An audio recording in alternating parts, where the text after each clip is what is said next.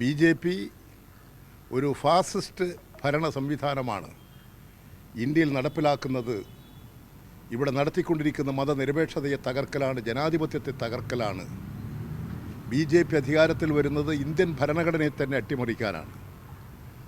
ആ രാഷ്ട്രീയ ധാരണ കൂടുതൽ കേരളത്തിൽ ഈ തെരഞ്ഞെടുപ്പ് രംഗത്ത് പ്രത്യക്ഷപ്പെട്ടു.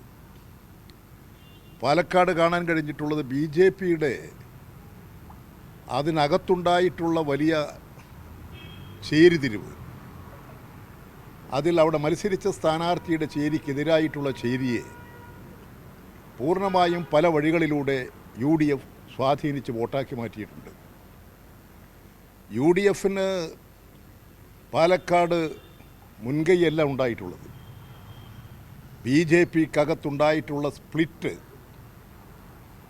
അതിൽ കൃഷ്ണകുമാറിനെതിരായിട്ടുള്ള ഗ്രൂപ്പിൻ്റെ വോട്ട് പരമാവധി ശേഖരിക്കാൻ അവർ സംഘടിതമായി നീക്കം നടത്തി. അതിന് പണവും സ്വാധീനങ്ങളും എല്ലാം വലിയ തോതിൽ ഉപയോഗിച്ചു. രണ്ടാമത്തെ കാര്യം, ഇന്ത്യയിൽ ഹിന്ദു രാഷ്ട്രം കെട്ടിപ്പടുക്കലാണ്, മതരാഷ്ട്രം സ്ഥാപിക്കലാണ് ഞങ്ങളുടെ ലക്ഷ്യം എന്ന് പ്രഖ്യാപിച്ചിട്ടുള്ള ബി ജെ പി, അതിനുവേണ്ടി പ്രവർത്തിക്കുന്ന RSS, അതുപോലെ നിലപാട് സ്വീകരിക്കുന്നതാണ് ജമായത്തെ ഇസ്ലാമി.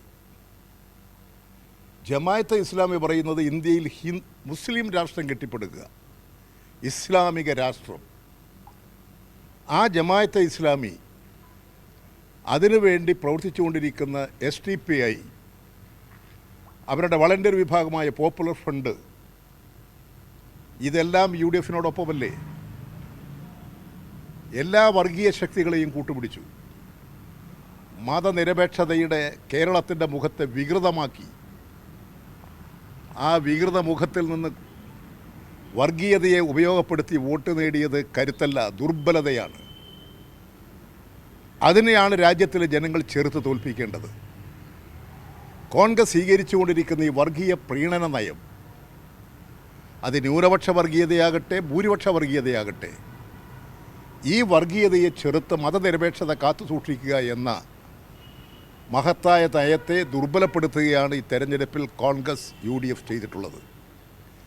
UDFിൻ്റെ പിന്നിൽ അണിനിരന്നിട്ടുള്ള മുസ്ലിം, പ്രത്യേകിച്ച് മുസ്ലിം ലീഗ്, ഗൗരവത്തിൽ ഈ കാര്യത്തെക്കുറിച്ച് ആലോചിക്കണം. മുസ്ലിം ലീഗിൻ്റെ പഴയകാല ചരിത്രമെടുത്ത് നോക്കിയാൽ ജമായത്തെ ഇസ്ലാമിയെ ശക്തമായി എതിർക്കുന്ന നിലപാട് സ്വീകരിച്ചവരാണ് മുസ്ലിം ലീഗിൻ്റെ സംസ്ഥാന നേതാക്കൾ, സംസ്ഥാന പ്രസിഡന്റുമാർ. ഇപ്പോൾ ആ നിലപാട് സ്വീകരിക്കാൻ എന്തുകൊണ്ട് മുസ്ലിം ലീഗിന് കഴിയാതെ വന്നു? ഇത്തരത്തിലൊരു നിലപാട് മുസ്ലിം ന്യൂനപക്ഷ സമുദായത്തിൻ്റെ സംരക്ഷണം കിട്ടുമെന്നാണോ? ഇസ്ലാമിക രാഷ്ട്രം കെട്ടിപ്പടുക്കലാണ് ഞങ്ങളുടെ ലക്ഷ്യമെന്ന് പറഞ്ഞുകൊണ്ട് പ്രവർത്തിക്കുന്ന ജമായത്തെ ഇസ്ലാമിയും SDPIയുമായി കൂട്ടുകൂടുന്നത് ന്യൂനപക്ഷത്തെ സംരക്ഷിക്കുമോ? RSSനും BJPക്കും കരുത്തു കൊടുക്കുന്നതാണ് ആ സന്ദേശം. വർഗീയതയെ തീക്ഷ്ണമാക്കുന്നതാണ്. RSSന് വളക്കൂറുള്ള മണ്ണ് സൃഷ്ടിക്കലാണത്. ഇത് മനസ്സിലാക്കി മുസ്ലിം ലീഗ് ഇത്തരമൊരു നിലപാട് പിന്തുണക്കുന്നുണ്ടോ എന്ന കാര്യം അവർ വ്യക്തമാക്കേണ്ടതാണ്. ഏതായാലും പാലക്കാടിൻ്റെ രാഷ്ട്രീയം BJP RSS സംഘപരിവാറിൽ നിന്ന് രാജ്യത്തെ രക്ഷിക്കാനുള്ള ജനങ്ങളുടെ പോരാട്ടം ശക്തിപ്പെടുത്തിയിട്ടുണ്ട്.